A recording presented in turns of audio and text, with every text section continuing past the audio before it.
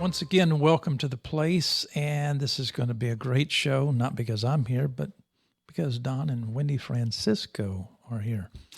And yes, they have something to share that I think that you will find compelling. It's all about love and nurturing. It's all about trying to move forward with the best X, Y, and Z that one can have, okay? And so with that said, I want to share this before we get started because we have so many atheists and agnostics and theists alike who simply enjoy watching this show simply because we don't want to throw anyone under the bus. We have a lot of respect for everyone. But, you know, years ago, I made the point that I was a multi-axial theist, and I shifted a bit simply because most people didn't understand what that meant. And so when you take a position with a non-doxastic faith, it's difficult for the average person to understand who hasn't researched that well. So back in 1979, I made a point, and the point was simple, and hopefully that can be found to be true in this discussion. I said, and I did get into a bit of hot water for making this statement from behind the pulpit, but I said that God is but an abstraction of an idea by which we orient ourselves. That is to create a functional society. And so whatever your ideas are, these are things that we do to a degree that we place a lot of faith in, right? And we do this in order to create something that's a little bit functional, or what we find is functional. And so with that said, perhaps we can have a good show without anyone being thrown on the bus, because I think atheists and theists and agnostics simply need to come together, have better discussions, form meaningful relationships, build meaningful community, and move forward together as one. That makes sense to me. With that said, I'm going to bring my co-host in, Daryl, and he's been painting all day. What's going on? Well, I'm looking forward to this evening. I tell you what, I'm excited about having the Franciscos here with us. But I'm a little disappointed in one thing. I don't guess I'll get to show my mustache tonight. It's going to be kind of difficult to be in the dark here, not But, you know, I've heard a word mentioned that is, I guess, my favorite word, so that makes it even better. It's a four-letter word, love. If we're going to be talking about that, I know it's going to be a good show. Sounds good. And by the way, your picture is being thrown up, so they do get to see your marvelous, wonderful mustache. That's impressive. Okay, with that said, let's bring in our two guests. I mean, these are amazing people. Maybe I should say Wendy and Don Francisco instead of Don and Wendy, correct? But, you know, I've heard a word. You can say it however you like. Yeah, I agree with that. Okay, that sounds good. I think, Daryl, maybe you have a player on. You need to turn that down if you would. Either one of you can answer this question. Let's go back to the beginning, that is, to when you guys started making music. Let's start there and move forward through your journey. Oh, boy. Okay, so when did we start making music? I started making music, I would say around 1979 is when I started actually doing concerts. Of course, we had music in my family since I was a little kid, but when I accidentally got involved with singing Christian music, that was in 1979. About 1979. What kind of music was that? Well, I played guitar and I sang. And I met a gal at a camp whose name was Mary, we formed a band named Wendy and Mary. And people started asking us to do concerts, which I thought was very surprising. And pretty soon we were full time and put myself through college that way, traveling around Southern California and singing during the Jesus movement. That makes sense. That makes a lot of sense. What about you, Don? Well, I'll start a little bit earlier simply because it might be of interest. But I was told after 6 years of piano lessons that I had no musical talent whatsoever. This was when I was about 12. And then a couple of years later, I got my first guitar in a blackjack game when I was supposed to be in Sunday school. And that was the beginning of my music. But I didn't actually get into the music business per se and recording and stuff like that until 1976 was when that was my second album with He's Alive on it, and that's when things, when people kind of started hearing about me. Sure. Now, in 1976, that is the album that had He's Alive on it, correct? Yeah, that album was called Forgiven. Okay. Did you write the song? Yeah, I've written almost all the songs I've recorded, with a few, just maybe 4 or 5 exceptions to that. Wow. I listened to you singing that song just before I walked over here, that is, to the studio, and you were doing this, I think, on a Bill Gaither show. You were just playing the guitar. It was without a lot of background. It was just you and the guitar, but there at the end, there was certainly some background, but it was powerful. I mean, I had goosebumps, felt good. Yeah, it's not a song I ever got tired of doing because it was really from my gut. Out of all the songs that you've done in your lifetime, which song makes the best sense to you? Well, I think that one probably is going to be really close to the top, if not that, because it's the gospel in 5 minutes, I guess you could say. But another one that has become really meaningful to me in recent years, nobody ever liked very much, and it starts out, in the lives of those who follow, there's going to come a time when rhythm starts to stumble and sing-song swallows rhyme, when imaginations crumble, false foundations turn to dust, towers fall to piles of stone, and girders into rust. Wow. I remember that one. That's good stuff. Yeah. When did you start? Deconstruction. I beg your pardon? Sorry. Sounds like deconstruction. Doesn't it though? When did you start writing poetically? I mean, your lyrics are dynamic. When did I start writing? Yes. I started writing songs when I was a teenager. No one will ever hear those. No one's going to ever hear those. Well, that's kind of cool. You two have made significant changes over the last, let's say, 2 decades. When I listened to you back in the 70s, I think it was in Houston that I saw you in concert, if I'm not mistaken, and I may be mistaken, but you're very good, very talented. I mean, you know how to move an audience. The guitar sounds wonderful. Your voice is just awesome. Can't brag enough about you.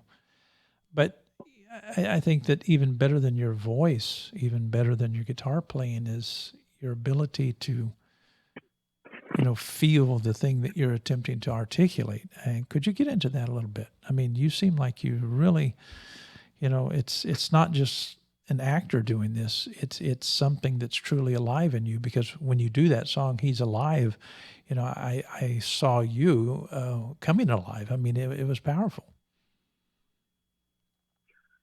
Well, I had what can really only be described as a Damascus Road experience when I was about 28. Not about 28, I was 28. And I was into Eastern meditation and yoga at the time. And I won't, fill you in on all the crap I was into, but, the whole sex, drugs, and rock and roll culture that was and still is, happening. But that was pretty much my life, except for this little meditation thing that I was doing. And one morning I was doing my quiet time, and God spoke to me so clearly that I thought someone was in the room. Wow. And I not only experienced hearing Him speak, but He revealed Himself in me. I mean, Paul talks about this when he says in Galatians, when it pleased God to reveal His Son in me. He showed me who He is, and He told me that He loved me. And this was right in the middle of all this crap I was doing, like I said, I won't list it, but you can figure it out. And that just changed everything, because I had this picture of this angry, judgmental God that I was raised with. I was I'm the son not just of a Baptist preacher, but a seminary professor. And man, I had a head full by the time I left home, so there was quite a bit to change. Sure. And it was a really deep, dynamic change. And I found out that God was nothing like what I'd been taught. As someone once said, everything you know is wrong. And I was filled with the desire to tell people about who the real God is, what He's really like. And I think that's the motivation that you experienced when you heard me in Houston. Can you describe a bit to our audience, what it was like going through that experience at the age of 28? And at the same time, you're hearing one thing from ministers, people who try to frame to the best of their ability what the Bible says about God. Can you compare that to your experiences? Because, if I'm not mistaken, and you correct me if I'm wrong, you and Wendy actually believed that there was actually hell and a lake of fire that would burn people up. Is that correct? At that point in my life, yeah, I did have a real terror of that in the back of my mind, but I hadn't been to church in years by that time. Probably 8 years, maybe right. More than that. I don't know. So one of the things that I wish had happened is that, well, it doesn't really matter, but, Paul had no choice except basically to go off on his own to try to figure out what had just happened to him and in him. Because the Christians of his day were terrified because he was very well known for killing them. And he was suddenly made just a horror to all of his previous connections in the Jewish faith by what had just been shown to him. And so he kind of had to go out and find out stuff for himself, by just being alone out there for years and years and years. I never did that. I always had people around me who knew. That's good. And so it made it difficult for me to really separate that experience from all the other voices. And as a result, as I've said before, I didn't really drink the Kool-Aid, but I swam in it for 40 years. Right. And I swallowed a lot of stuff I shouldn't have because I didn't realize what was going on. And then in the last, decade or so, I've really had to look at stuff that I used to kind of sort of believe because everybody else did and finally go, wait a minute, that can't be right. That's good. That's good. Now, Wendy, let me pick on you for a few minutes. You're writing some good stuff. I mean, you're over the last couple of days, you made a post, and if I can read part of it, it simply says, and you stated this, these are your words, the Bible is not the boss of me. Uh-oh. That's cool. You said, if I walk over to it and say, make me, it doesn't reply. It just sits there. And then you went on to say in another paragraph, the Bible is a tough, confrontational jerk. And so what did you mean by all of this? Could you go into that a bit? Sure. Well, I was just kind of joking because if I make it my boss, I haven't made it my boss because it tells me not to make a text-based religion my boss.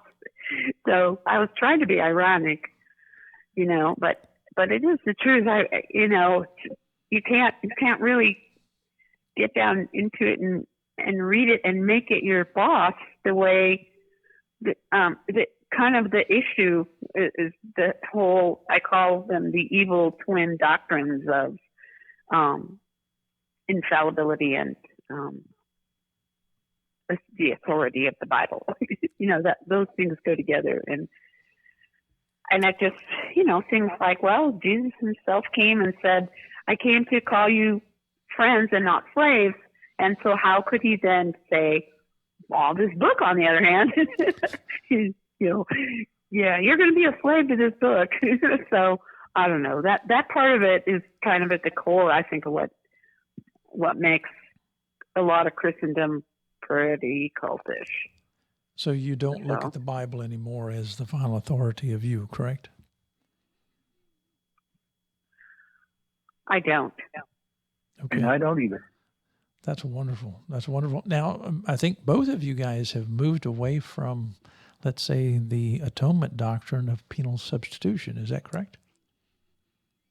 Yeah. Yep. How did that transpire? Could you, both of you guys, just jump in there and teach me, something, share with me the journey through that? Oh, boy. Well, I remember that we started to wrestle around with these things soon after we were married, and the way that we came about it as a couple was sort of fun because a lot of people that go through deconstruction, I read stuff like this on Love Heretic, which is my group on Facebook that is beamed on inclusion. A lot of people lose their marriages over getting into inclusion, or they lose their churches or their social, connections and everything because it's so radical to deconstruct. Usually most people start with the hell doctrines and the penal substitution series and all that, and that's pretty foundational to Western Christendom. So it's very hard and on people. And so with Don and I think it's kind of hard to put on a phone call because, see, in one way, Don has always been, kind of standing out and writing about what we would then call, quote, grace.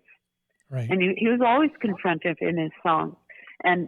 But in another way, I was going to take it to another level because being a woman in evangelicalism, particularly when you just stink at being the stereotypical domestic woman who plays piano and whatever, I just spent my whole time feeling like a terrible person and a terrible Christian because I was not very good at the whole domestic side of it. I mean, we're in our 60s and 70s, so we might be talking about a Christianity that's pretty old, but like where I was raised, the rules for women were kind of, written in stone, whatever, and I always felt like I miserably failed them.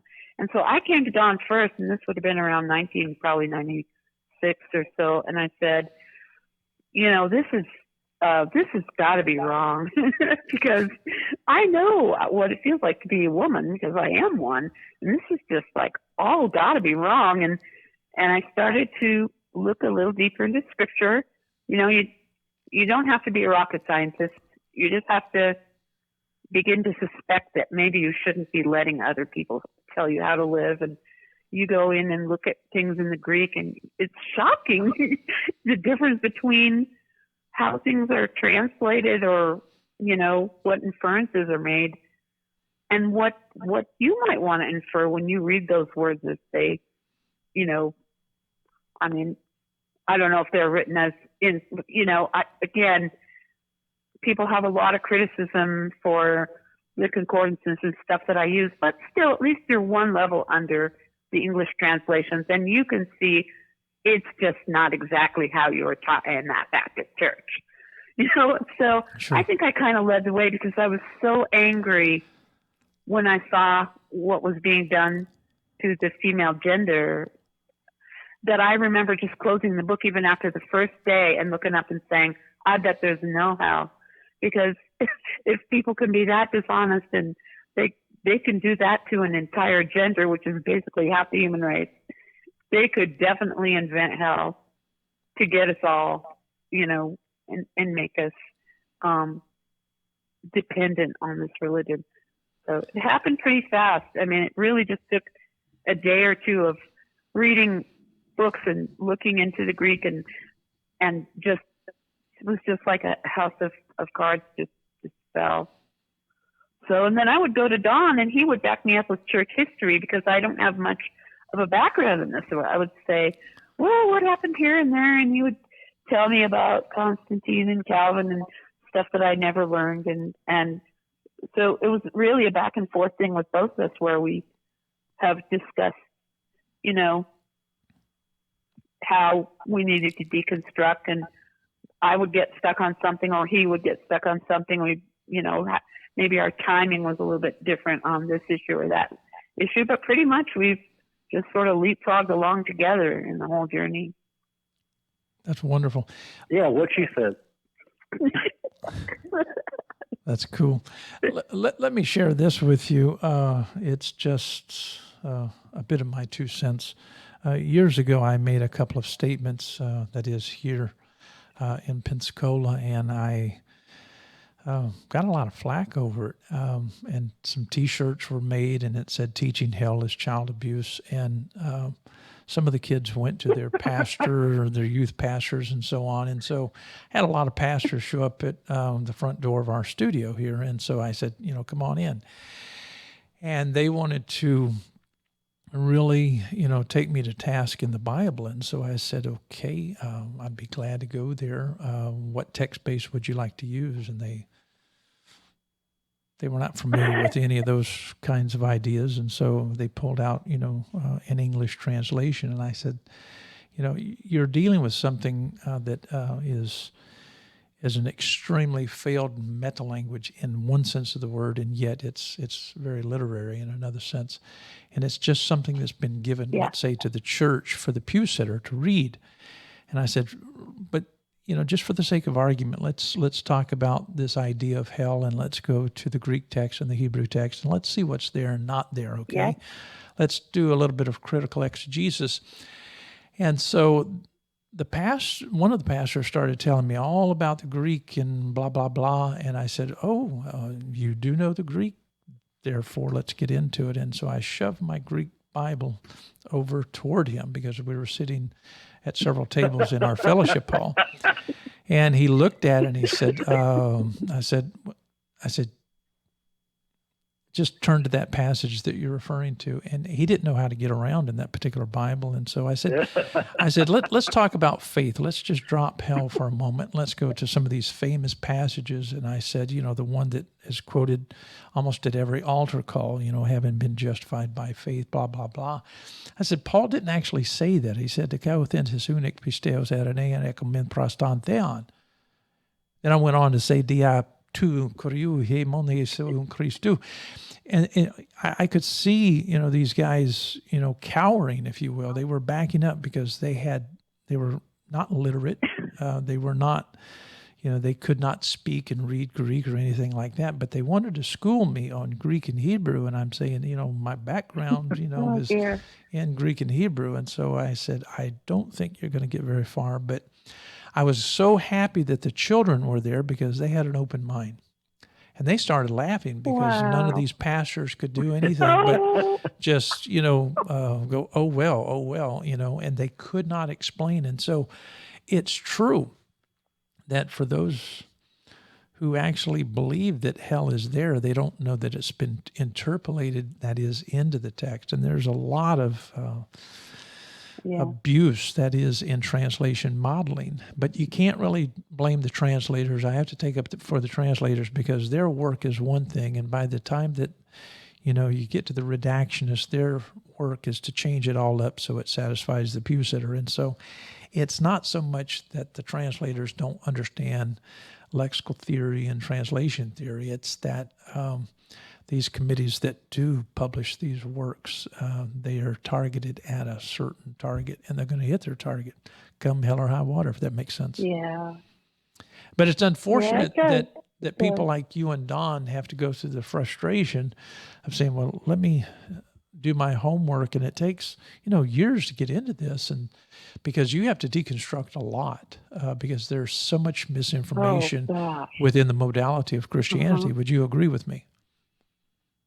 I mean, towers and towers and towers. Yeah, I don't think I'm going to finish working through it till I leave the planet. It makes sense. That makes sense. And I say a lot about the Old Testament. The Old Testament is a very complicated yet simple writing system. It's an abjad. It's in consonantal form, and it's called a pure abjad. And what that means, it's in consonantal form only. And we really don't know which vowels to throw at the text. And it's been that's true. Vowel pointed various times. And so you have to ask the question, why did they produce an abjad rather than supplying the vowels? Well, there's an easy answer to that. If you do your homework, they did it so all of these tribes could actually use it in a poetic sense. In other words, you can supply the vowels, you can revocalize anything that you want to throughout the Old Testament, and you can come up with just about anything that you want, but that's intended. And this is why when Jesus was challenging in Matthew chapter 5, he was challenging these people concerning the law. He said, I'm not going to change it, because the intent of an abjad was that you had the liberty to revocalize. That's exactly what he did. And so he wasn't trying to amend. He was simply saying, if you use the abjad like we've always used traditionally, in oral and in written form, this can be the outcome as well. And so he started teaching, hey, you've heard it stated, an eye for an eye and a tooth for a tooth, but I'm going to frame it a little bit differently. What about this? What about that? You've heard it stated, love your what? Your neighbors, hate your enemies? No. Let's look at it like this. You love your neighbors and love your enemies as well. And so if people were only educated just a little bit, I'm talking about, baby steps within the context of the text in exegetical form, it would be simple for Christians, right? Yeah. Well, it's different because it's gone beyond A plus B equals C into how are we invested and what are we willing to give up? Sure. And that becomes almost a bigger question. And we get so invested that even if it could be translated as perfectly as possible in one version, that you could open up and really see the depth of revelation and metaphor, and begin to think, you would still have to decide that you want to regard yourself as an abject fool for 60 of your 64 years or whatever, and decide that you're going to burn all the things you're invested in. You know, that's where it gets difficult. Well, I have to take my hat off to both of you guys, because you guys are freeing up more people than I can count. And I'm thankful for that. And I'm thankful that you did come on this show this evening, simply because it takes people like you to move great quantities of people forward. And so keep sharing with me some things. I need to keep my mouth shut and let you two just talk. I mean, people want to hear from you guys. Go for it. I'm hearing little crash noises as we speak. We have this dish on our roof. Technologically challenged. So. Yeah, we actually live in a place where cell phones don't work. That's what Imagine Wendy was that. telling me earlier. Cell phones don't work. You guys are on a landline, and I get that, and it's also delayed. And so people, they really don't understand It's the not even a technological. landline, it's a satellite phone. Oh, it is. Okay, there you go. I stand corrected. Yeah. Well, so I think, let me throw something at you, and this is, I don't know, maybe this would be kind of a, I don't know, a window of hope, because at least for me, I don't know about Dawn, but deconstruction was brutal, because I just went, I'm just bring it on, man. Just if I need to be slaughtered, then let's just get it over with, and let's just take this all down and see what survives. And what really helped me out after going through some really difficult times, I hope this really doesn't get me in trouble, but studying other kind of spiritualities. Like I looked into Native American spirituality, and what kind of was like a fresh breeze blowing through the trees for me is it actually saved my Christianity, because it triangulated so much of it, in terms of there being a creator and life being beautiful, and that the existence of a spiritual realm, which you would never deny. You would just never, probably the hardest thing in deconstruction is when you just reach that point of saying, well, maybe there just is no God, and maybe the universe is a dead rock, and that there's no intent or meaning, or, it's just mechanical, and we're kind of like pond scum on the surface of the earth, but you don't find that in. did we lose you? For me, it sent me actually. I like to still call myself a Christian, because I think it helps me poke the bear with a stick. And besides, I think that Jesus has really come through all this shining a whole lot brighter than he ever could shine in evangelicals. And he's an extraordinary man, and what bits I can understand of him that seem to still shine through history, that he was very much against religious systems and bondage that we put each other into. And there's a lot to wake up to after deconstruction. It's not just the destruction of all your hopes. It probably is really more the destruction of the chains that keep those from taking off. It feels like my brain has exploded. I can't even put it into words. I think that our life and the universe is so amazing. It is just amazing what happens when you get rid of that retributive, those beliefs that just send tentacles into everything, and they just make it all about shame and performance, and it's a low level of consciousness to be existing on, and it's not life. And that's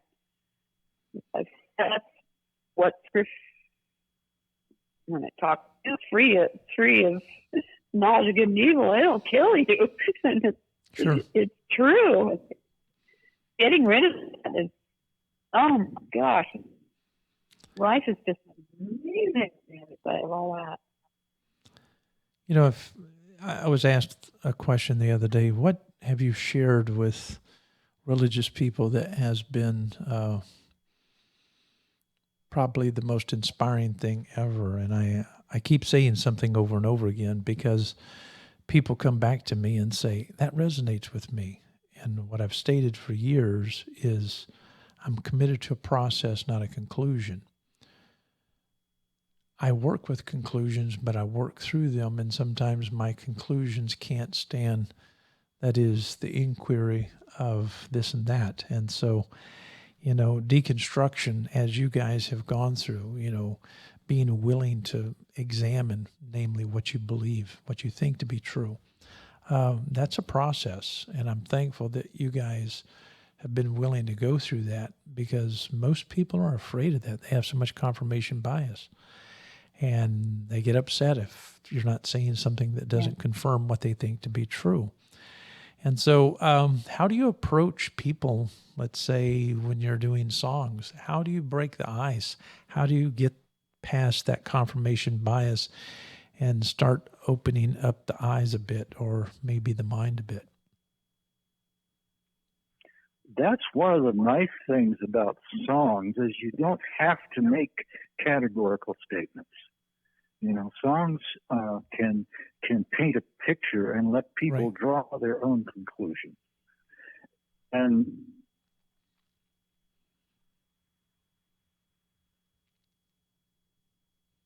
are you postscript? Okay, Don, if you would, could you repeat that, because your satellite phone dropped out and we want to hear it. Go ahead and state it again.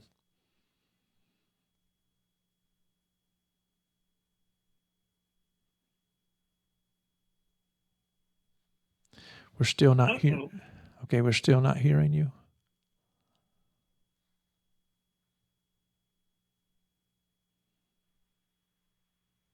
Hello, Don. Daryl? I'm here. Okay, can you hear Don? I can't. No, apparently they've lost the signal, which is unfortunate. Yeah, I mean, he was sharing some things that were very important, that is, to this conversation. Maybe they can get a signal back. They are way out in the woods in Colorado.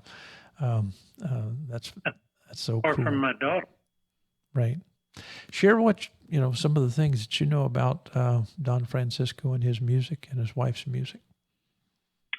Well, maybe they can hear me, because I wanted to tell Don that I was a huge fan from 1976. The first time that album had just come out, and first time I heard "He's Alive" and "Adam, Where Are You," I mean, I fell in love with what he was doing, and I had to go back and find his first album and buy it, and then I started buying everything he put out after that. I mean, I just,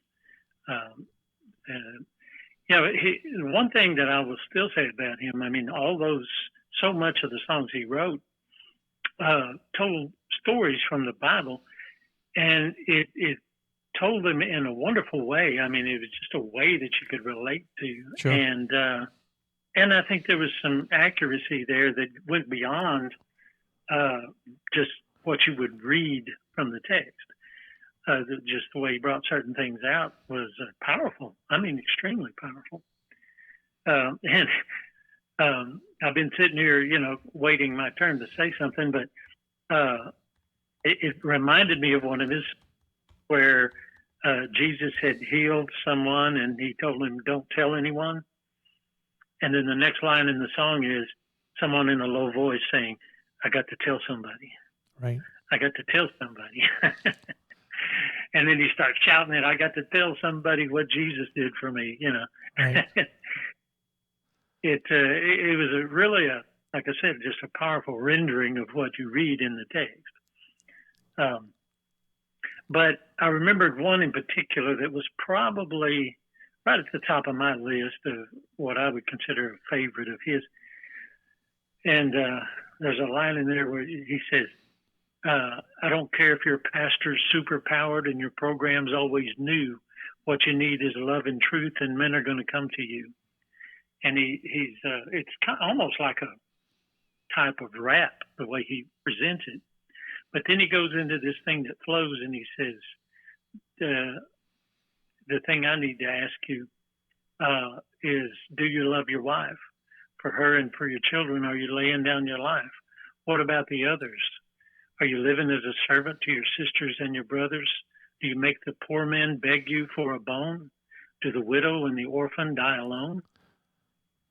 And boy, he had this, it reached out and it grabbed you. It made you think, what am I doing? Sure. Like I said, his music has meant a lot to me through the years, and it's still, I think, a lot of it has very valid, has a lot of validity. I don't have to say it. Ladies and gentlemen, we do have Don and Wendy Francisco on the show. They're coming in via satellite phone in Colorado, way out in the boonies, and we lost them. We still have the connection, but somehow it's not coming through. Don, Wendy, if you can hear me, say something, wave at me, do something. Hello. Wendy, where are you? There you go. Okay, keep talking. You know a lot about his music. Go ahead and share that, Daryl, until they get back. Another thing that, I really hope that he could respond to some of what I'm saying here, because I actually have a video of a reunion, and you would appreciate this because it has love song sang on it. Michael W. Smith, and then the Newsboys. I don't remember who all was on it, but Don sings on it, and it was that record label, and I can't think of the name, but they brought these artists from about 40 years. Amy Grant was there, and a lot of the newer singers. But I don't even know what year it was, but it was really nice. It was nice to bring those people back together. Phil Kagi was there. And I kind of wanted to get Don's response to that, what that was like, getting together with all those guys at such a time, such an event. That's pretty cool.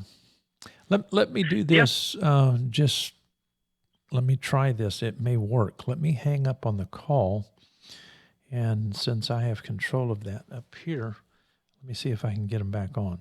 And I'm gonna hang up on you and then tie you back in. Okay. Somebody sing, do something.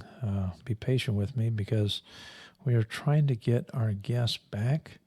And we do have Daryl. He should be on just in a second. Okay, just a minute. We'll try it again.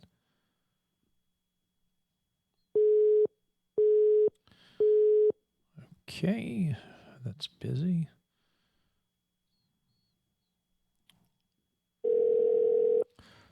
There's one.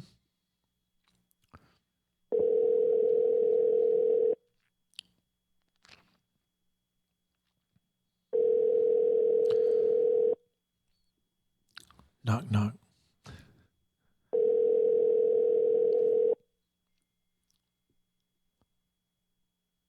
Hello. Okay, we had to call you on another phone because the other one was busy. Hang on, let me merge a call. Okay. I thought I hung that one up. Maybe I didn't. Okay, we're trying our best.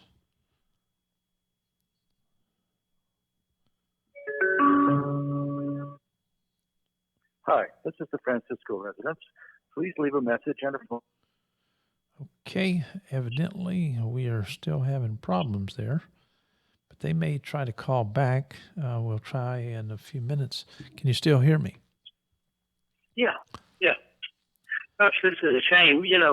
There's so much that can be said for the time when Don Francisco was, he was at the top of the gospel charts. I asked somebody, I think it was just yesterday, if they'd ever heard of Dallas Home. And there's a couple of carpenters that worked with on the job, and neither one of them heard of it. And it just almost seems strange to me because he was so big, he was so popular, but only among a certain group. And it's almost a shame because. Okay, I'm going to interrupt you just a minute. I'm going to go ahead and add them. They just sent me a message. See if I can add them. Yeah. Please. I like this stuff. I mean,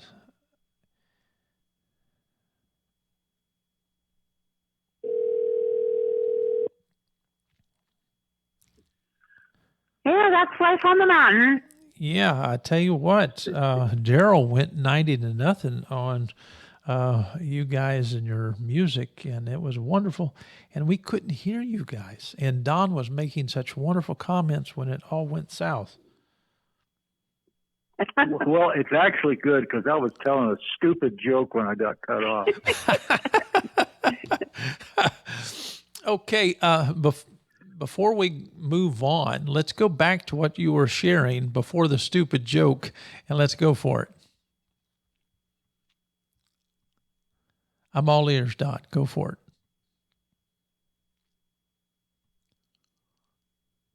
Oh, no. Are they coming again?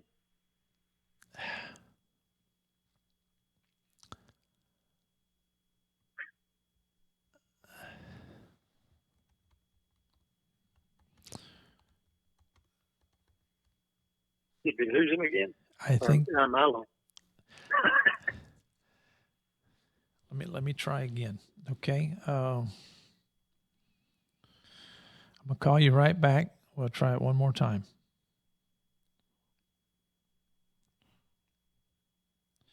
Thank you for being patient tonight.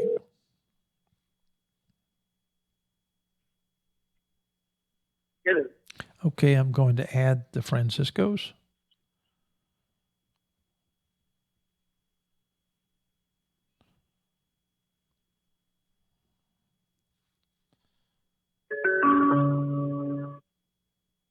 Hi, this is the Francisco residence. Gerald? Yes. Okay, the satellite phone is down, and so we're going to try it in a couple of minutes. Let's see what we can do. Those crummy satellites. I mean, we need to get something better. Yeah, go ahead and share some of your thoughts. You were on a roll. Keep it going. Yeah, well, I had to actually indirectly brought up Dallas Home because I got an opportunity to go hear the Gatlin brothers sing, and I hope to do so here in a couple of weeks. But I went to school with their sister, and she has a wonderful voice, and she sang with Dallas Home, who was huge in the gospel circles. I mean, he drew crowds all over the world. But there's probably a whole generation of people who never heard the name now.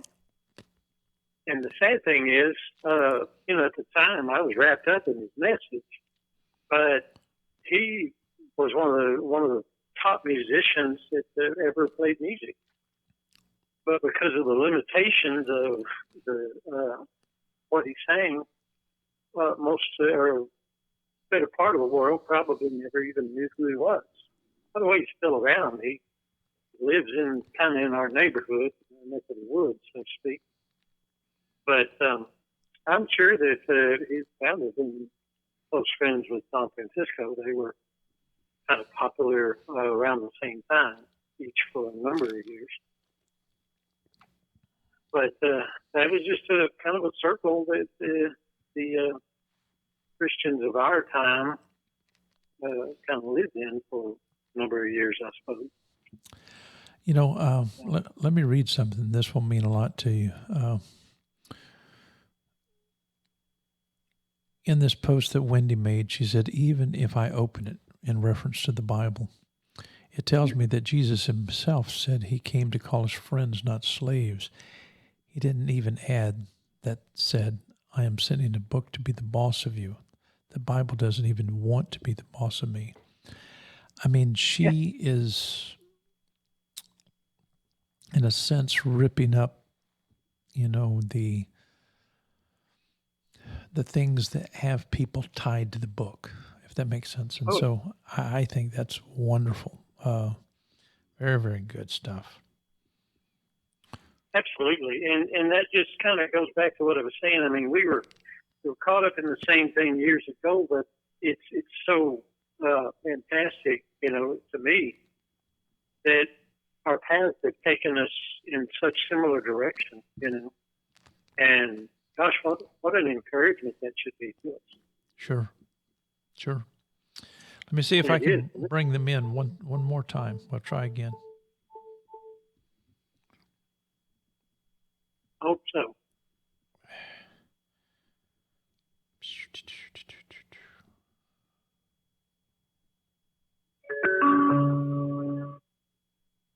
Hi, this is the Francisco residence.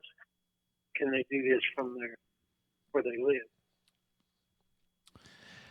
They can get it. I mean, they will get a ring if it's, if the satellite is working, and so it's not right now. We were going to bring them in via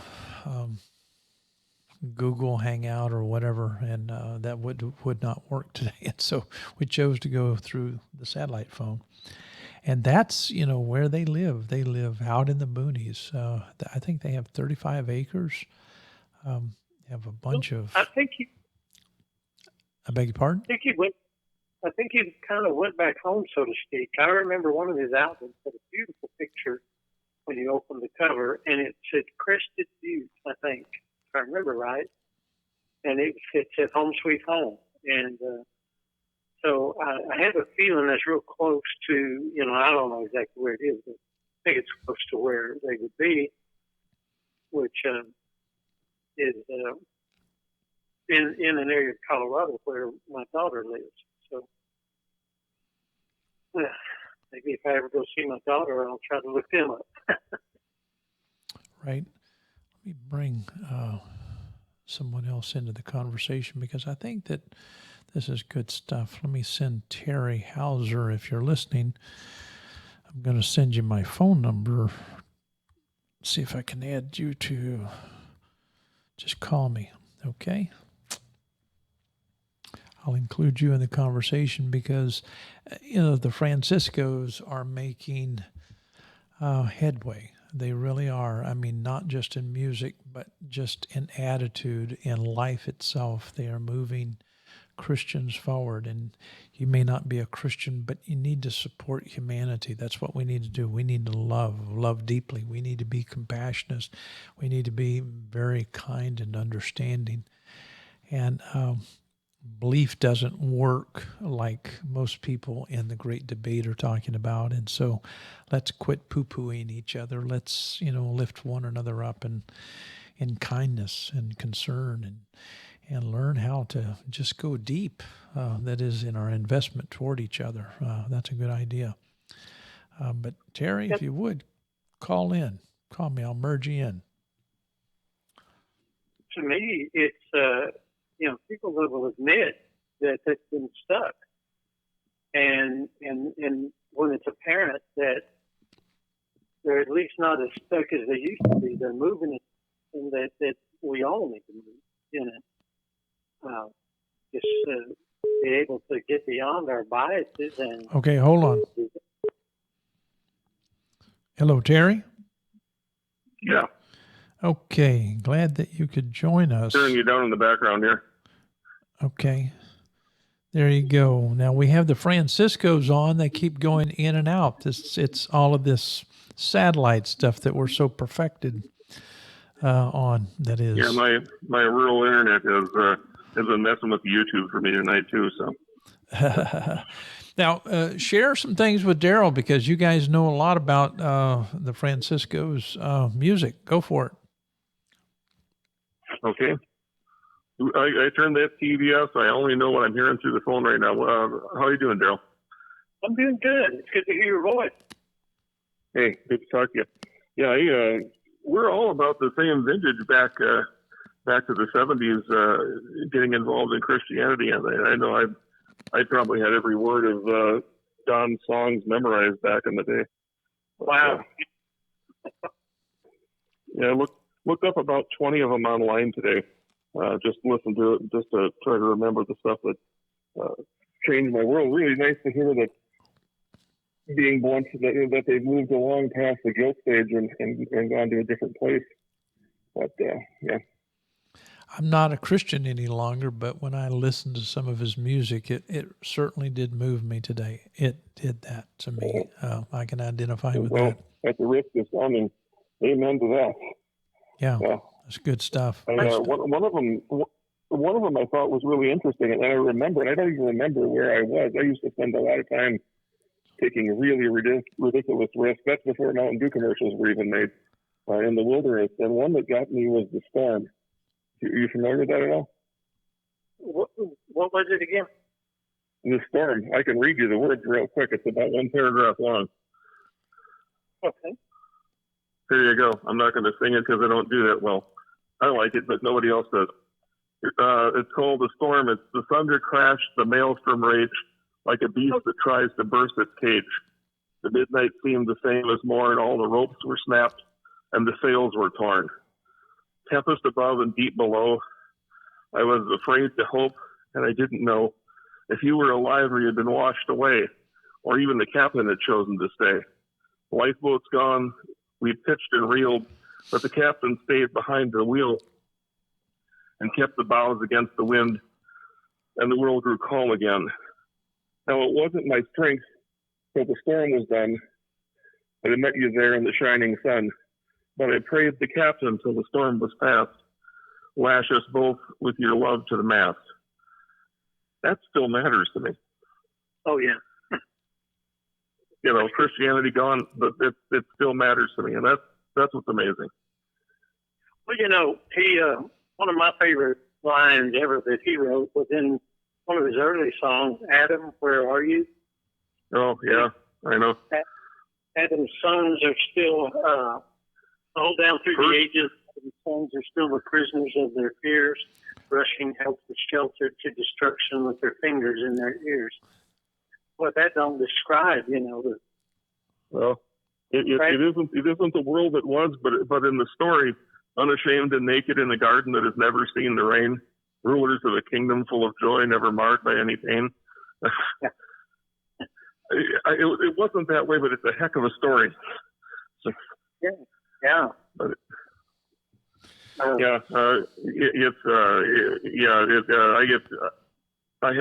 back then I had a photographic memory before I got whacked in the head, so I could pull up everything.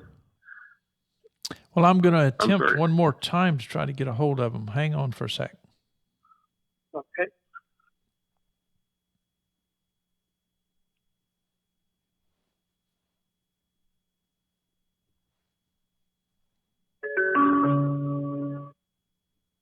Hi, this is the Francisco resident.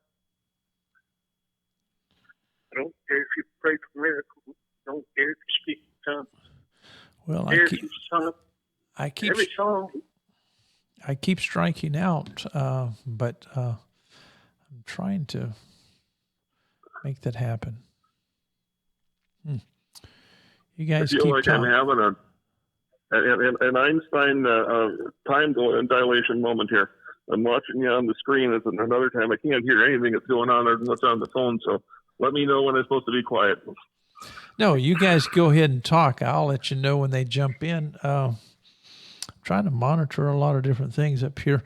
Yeah, this is fascinating. The guys have put something together for me. I can actually take phone calls, and I have actually a road system to my right. Listen to this. All right, ladies and gentlemen, we can get right to it, can't we? Yeah, let's rock along, and we can enjoy Don and Wendy Francisco. Isn't that cool? There you go. Yeah, I mean, that's really cool. That's for true, all right. I was looking through the stuff that didn't too strongly violate what I've come to, which has been through half a dozen paradigm shifts at least to where I got to today. And some of the stuff, I was talking with somebody a while back. He was a good Christian who that's back when I was working in January. He was a good Christian who wanted to know what happened to me. He said he felt sorry for me. He wanted to pray for me because I backslid and I'd lost my faith. I said, I didn't lose my faith. I went to the next level. And I saw a twinkle in his eyes. He got it. You know, it was like, okay, my time here is done. I finally convinced at least one person that there's something after. And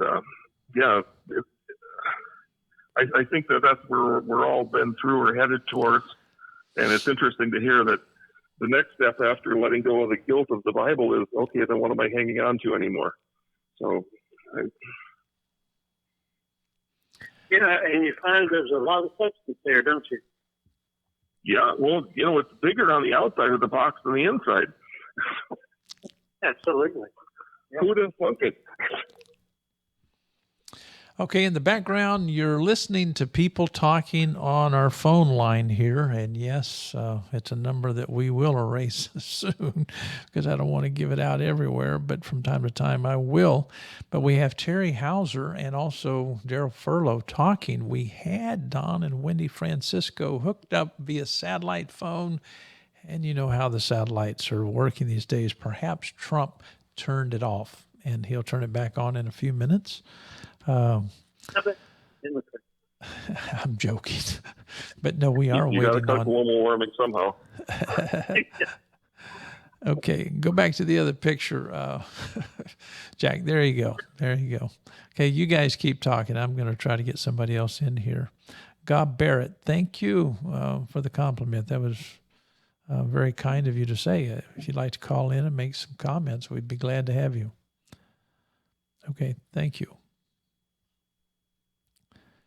Shannon, jump in. Yeah, say something. Daryl mentioned Dallas Holmes.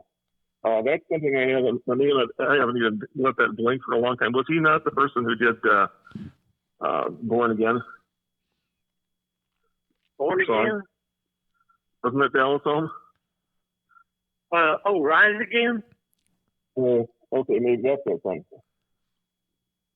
Go ahead, drive the nails in my hand. There you go.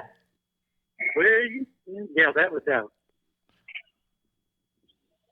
Well, it was all quintessential. It was pivotal to the message, and albeit I believe the message was flawed, I think people don't have no idea what it was like to be a part of that culture, and the culture itself was real. Even though the message was flawed, the culture was real. I think that's something most people can appreciate or would like to have at least once in their life. Yeah, absolutely. Messed up as I am, I know I'm better for having gone through that, even though there are times I just really like pangs of regret for having been there. I still don't. I realize I'm probably better for having gone through it than if I hadn't.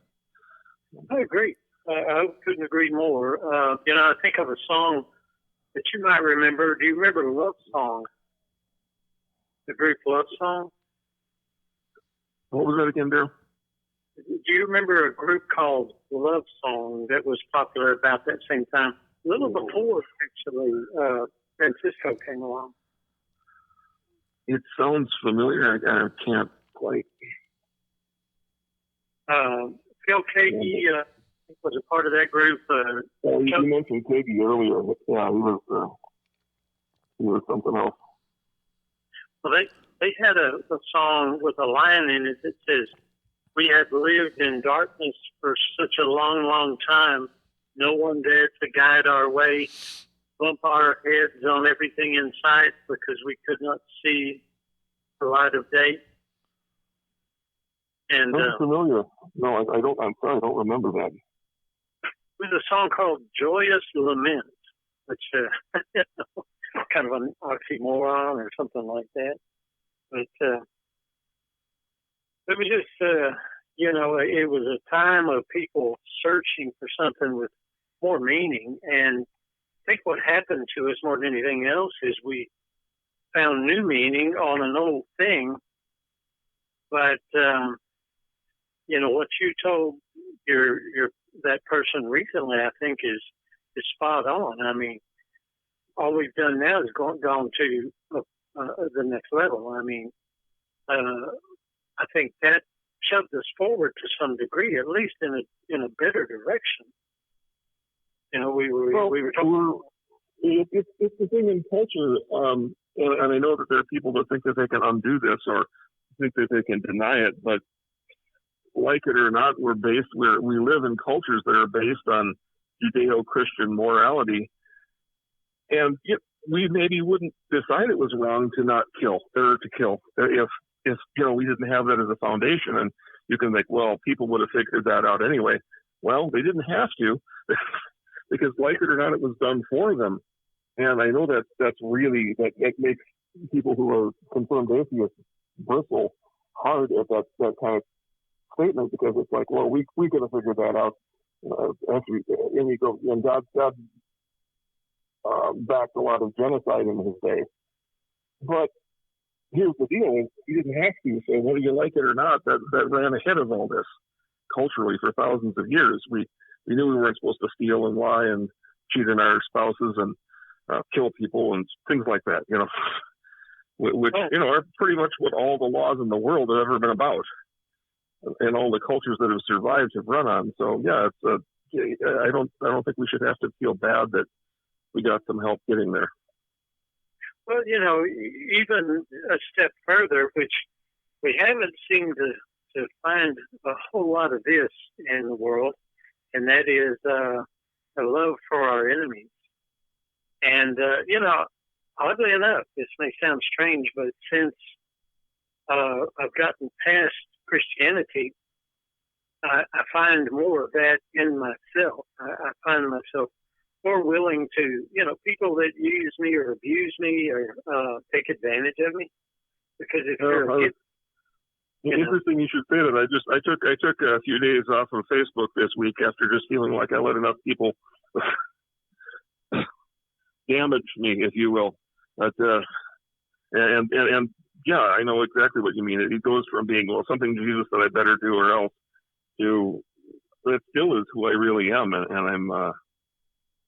I'm extremely direct, but I'm also extremely sensitive to the idea that I can't afford to hurt other people. In my own mind, there's no penalty hanging over my head, other than I know I'll feel like crap if I do it. So sometimes the only way around that is to just set it aside. It's amazing. It's kind of a phenomenon that's a little bit hard to describe or explain, but it's like you find yourself, and that self is a better person than the one that was trying to imitate. Amen. So, yeah, fantastic observation. I think what's really kind of cool is in the end when you realize, and I'm at the risk of suggesting that none of us, we all thought we were connecting something, and maybe we were, but it didn't really have a set of rules laid out for us. That in the end, you find out this person you've been seeking your whole life is you. And yeah. Which is it's a humbling experience when you get there. People think, well, you're just trying to make yourself God. No, I the universe, if you will, made me that. I just couldn't believe it for 40 years or so. Yeah. Well, we had help in not believing it. I mean, we were being told there was nothing good about us. The funny thing is that you learn all the moves. It's kind of like being a basketball player. You learn all the moves to get the ball all the way down the court and think it was nothing but net. And you go, well, why do I have to resist the organization that's supposed to be helping me in order to achieve the end that they say is right there in front of me? It was such a strange thing, and I know that stepping back from it actually illuminated things much clearer for me, so I could actually move along those next steps down the road. But that sounds really convoluted if you haven't gone the path, but if you've ever tried it, and I know you have, as Dr. Jones, so yeah. Let me jump in real quick. Let me jump in real quick.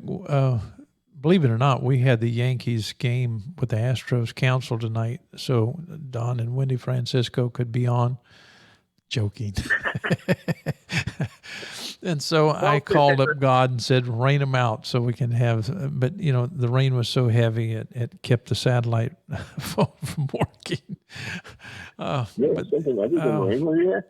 I see that Wendy's trying to contact me, and whatever she's typing is not coming through. And yes, they live out in the boonies, up in the mountains, far, far away from. I mean, it's the thing that you do when you want privacy. It's the thing that you do when you want to get extremely creative. And I just got a message. They're working on it. And I'm so thankful. I'm living in a patch of woods that's never been cut. So, yeah, it's kind of, I understand. Yeah. And so they are working on it, and I do appreciate that. And I thank all of you guys for being so patient. And one of the things that I love about doing this show, it's not about performance. It's not about trying to be so shiny. We're not trying to be the kind of broadcast that doesn't have mistakes in it. You know, one of the things that I enjoy about Bob Graves, we can get on here and go back and forth, and we're not afraid, that is, to misspeak. I misspeak. I mishear. I misunderstand. I'm misinformed on so many different things. I don't know about you, but I mess up in life. And so I need people to be gracious toward me. And so if I don't get it the first time around, it may be due to my ignorance, or it may be due to I misunderstood, or maybe my sugar level was off. So many times when I'm eating before a show, my wife is always scolding me. You can't eat that chocolate donut before the show. You won't know what's going on. And so she understands when I'm having a difficult time saying my own name. And so when I go, and so I mispronounce words all the time when my sugar level's high. And so it is what it is. But we need to live in a world where people are extremely forgiving. We've been working with people in the community for a long, long time. And Daryl, you will like this. I was told by a lady today, we have been working, trying to make sure that she could do more positive things in the community. And she looked at me and she said, you know, I'm going to have to be honest with you. I just don't like you. And I said, well, thank you. And I said, what did I do? And she said, no, you're so kind and patient and loving and all of that, but I just don't like you. I said, why? She said, I just can't take all the kindness. And I'm going, okay. But that's who I am. If you don't want to compliment, don't hang around me, because years ago, I didn't feel like it was good to compliment people. I felt like the only one who deserved any kind of praise, honor, and glory would be Jesus. You know, he was the perfect one, but I no longer feel that way. I'm happy that I can see the kind of perfection that I saw in Jesus, even much more perfection. I can see that in Daryl and Terry and Don and Wendy. I mean, these guys are righteous, so righteous. Oh, shucks. And so I'm simply saying, if you don't want to be complimented, if you don't want to feel good about who you are, don't come around me, because perhaps I'm crazy or something like that, but I do love people. I have a genuine love for people.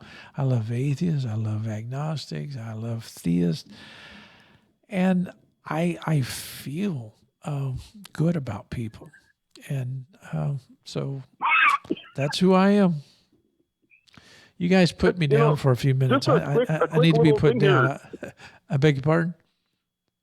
I was just going to bring something up from what you just said. Just kind of tripped a switch for me.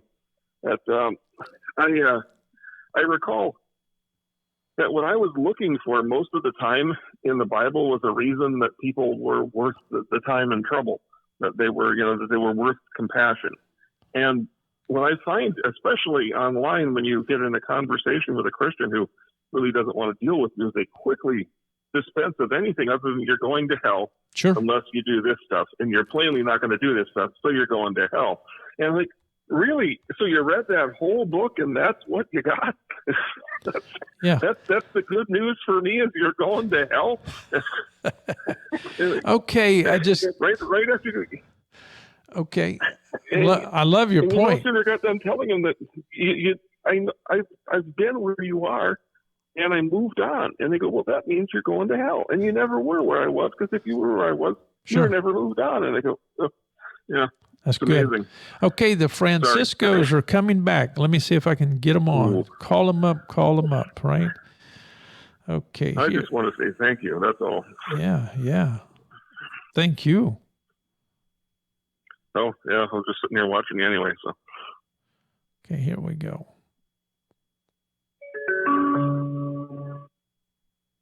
Hi, this is the Francisco residence. Please. Okay.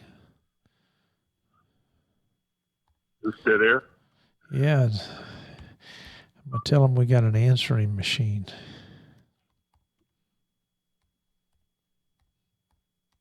Well, yeah.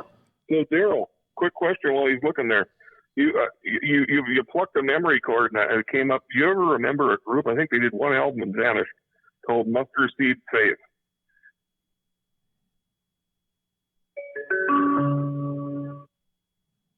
Hi, this is the Francisco. Well, I remember. I can't even nail down a single song, but I remember that came to mind when you were mentioning the other stuff. So.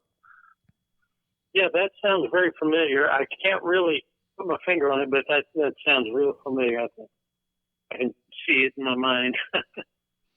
But there was several. I'll tell you somebody I really liked, and I liked them before they got, I don't know, kind of got way too religious. But that was the Talbot brothers.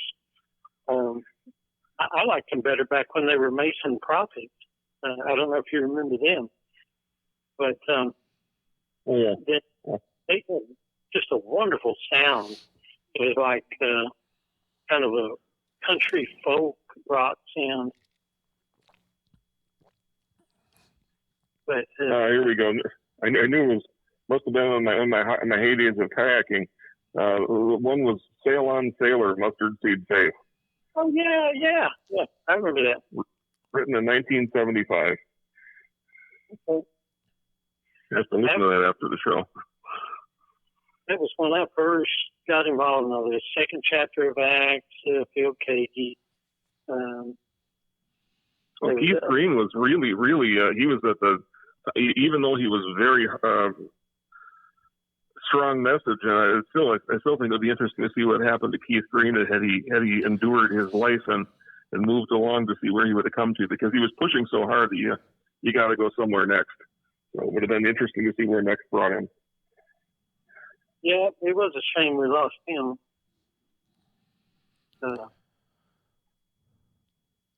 Do you remember Darius Paxton? You know, he got involved, and then he got involved with, I think it was Jim Baker's wife. Yeah, there's people, I guess. Yeah.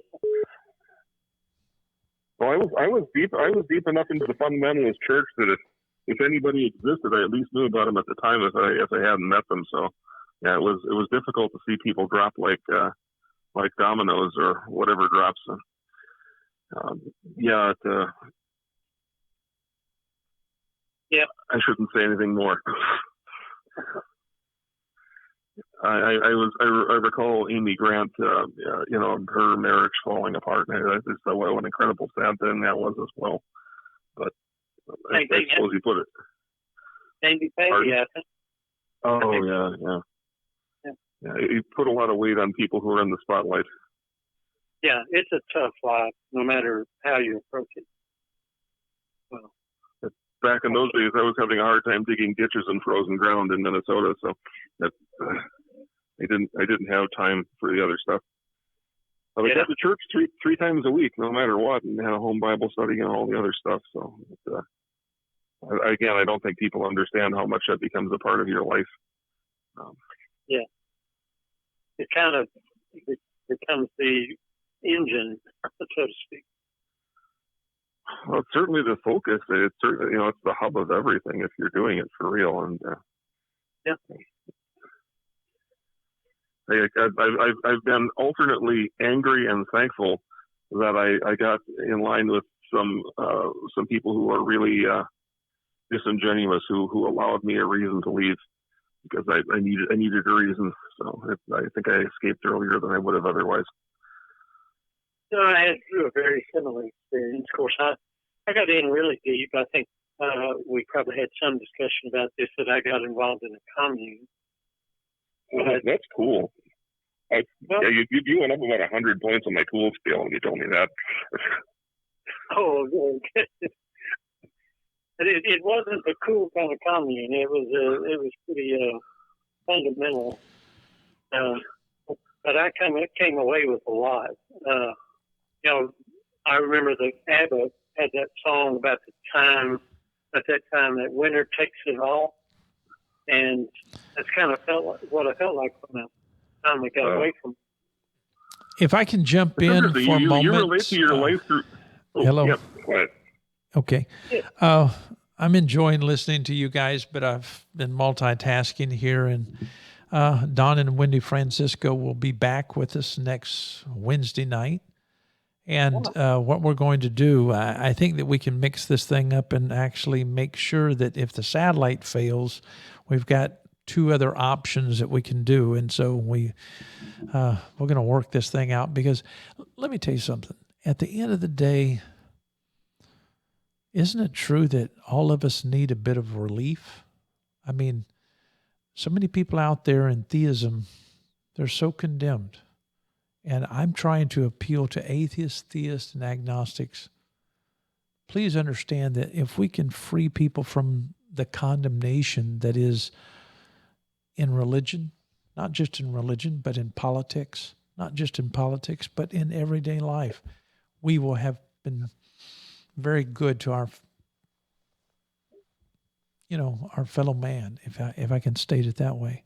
I'm simply saying that the Franciscos, they are opening up, their lives. They're willing to look at things differently. Wendy, she shares, wow, I've considered other pathways of hope. That was really cool, by the way. That was, Terry. I agree. That made my day.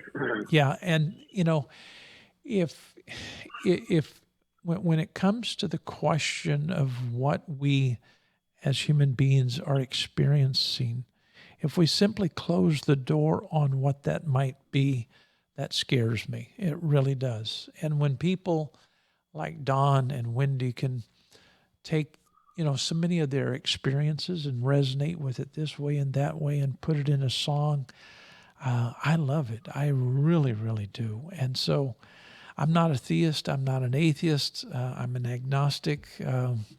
Call me a weirdo, whatever, okay? You can hate on me, but don't hate on them. Don't hate on any of my guests or co-hosts. Just hate on me. But what would it be like? I mean, what would it be like if we learn how to be kind and patient, less argumentative and more substantive, understanding that every axis of thought doesn't rest upon the same axis, right? That would be nice. That would be telling. And so with that said, we're going to get off the air, but not before I go to these more important two figures. That would be Terry and Daryl. So you guys talk for a few minutes, and then we're going to end the show. But say something greater than what I said, because I'm just rambling. Well, I was trying to remember what it was that I just said. I think you were going to comment on it. Terry, do you remember what it was? First of all, you were just mentioning the process you go through to get out of Christianity and what we derive from it, and that stays with us for life. Well, I had made the statement, I think, that I can identify with that song by ABBA. I don't remember how they pronounced it, but the winner takes it all. And it's not as if, I was in the competition, and it's not as if I won it all. What I feel like I have come away with, I want to share with everyone. I feel like I've won, I'm winning, That's what I heard Wendy saying tonight. That she just feels like she's about to explode. I mean, life is just too good to squander it on, locking ourselves into something that keeps us from discovering our potential, really, And It's interesting you mentioned that, because you pluck another memory for me. But I took a trip, and it was before I got whacked in the head, so I must have been 38, 39 years old. I jumped in my sea kayak and I went up into the fall boundary waters where I'm not going to see anybody because it's too cold and brutal up there.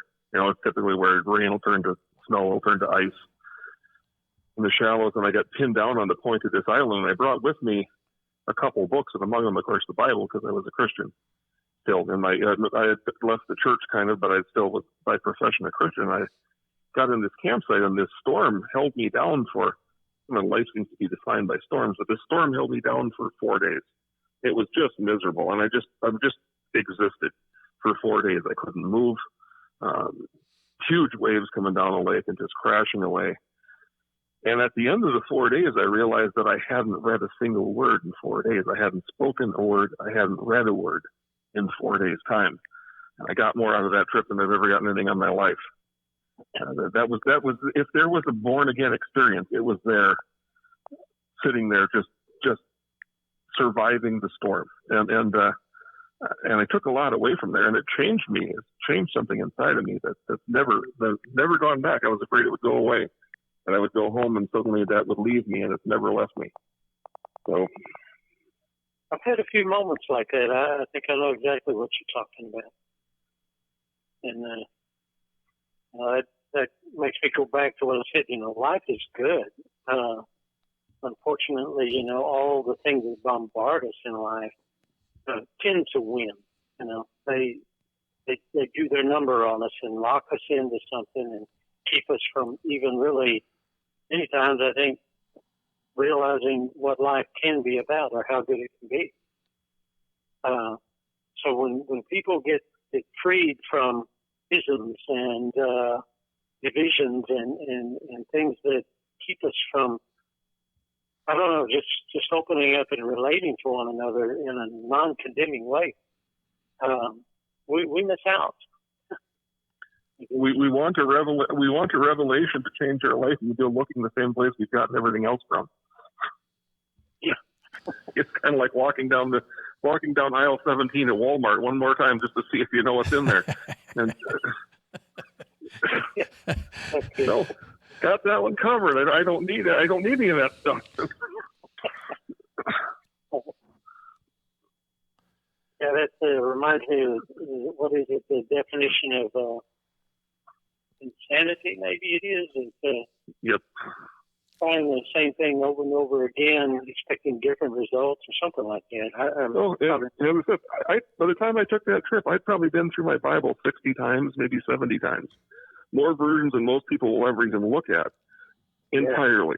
Yeah. And in Spanish. And I'm out there and I take my Bible with me so I can relate to God. And God won't let me, or the universe or whatever, wouldn't let me open the book.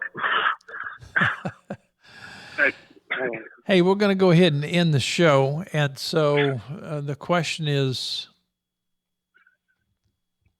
what are you going to do next Wednesday night? Don and Wendy Francisco will be back with us. And they've got a lot to put on the table. And if you know of atheists, theists, agnostics who need to be on this show, let me know. Because we welcome people. Not people who are going to disrespect everyone. That's not what we're interested in, even though I would have some people like that on the show to see if I could somehow get someone to be nice. That would be a challenge. But my point is, we need to learn how to work with each other, not against each other.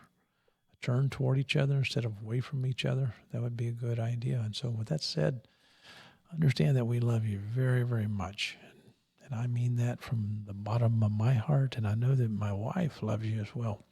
So thank you for tuning in tonight. Good night.